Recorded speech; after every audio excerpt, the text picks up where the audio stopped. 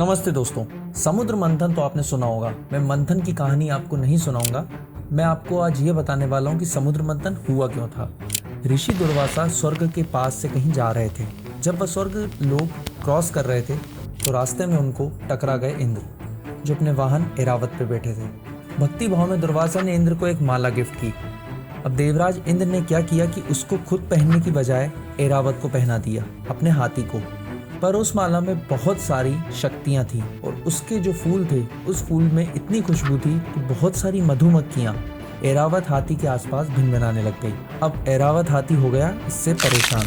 ऐरावत ने अपने सूंड से उस माला को उतारा और जमीन पर फेंक दिया, और जब वो आगे बढ़ा तो वो माला टूट गई।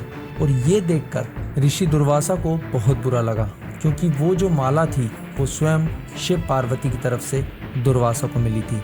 अब ये तो इंद्र ने डायरेक्टली शिव और पार्वती जी का तिरस्कार किया, तो गुस्से में दुर्वासा ने देवराज इंद्र और सभी देवताओं को ये श्राप दे दिया कि तुम सब लोगों की क्षमता शक्ति समय के साथ घटती चली जाएगी।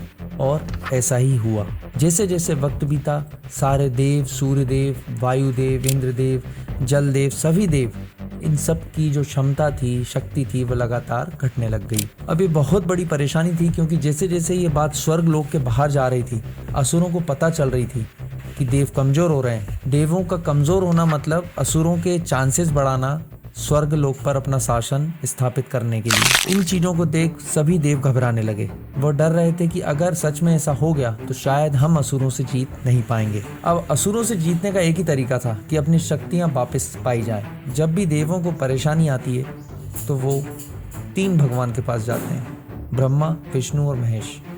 इस बार वो सबसे पहले पहुंचे विष्णु जी के पास और अपनी गाथा सुनाई कि हम प्रभु, हम स्वर्ग लोग हारने वाले हैं, क्योंकि हमारी शक्तियां बहुत कम हो चुकी है। तो विष्णु जी ने बोला कि कोई बात नहीं, आपकी सारी शक्तियां वापस आएंगी, लेकिन उसके लिए आपको मंथन करना पड़ेगा। और वो मंथन था सागर मंथन। तो ये पूरा सागर मंथन शुरू क्यों हुआ था, ये थी इसकी पूरी कहानी।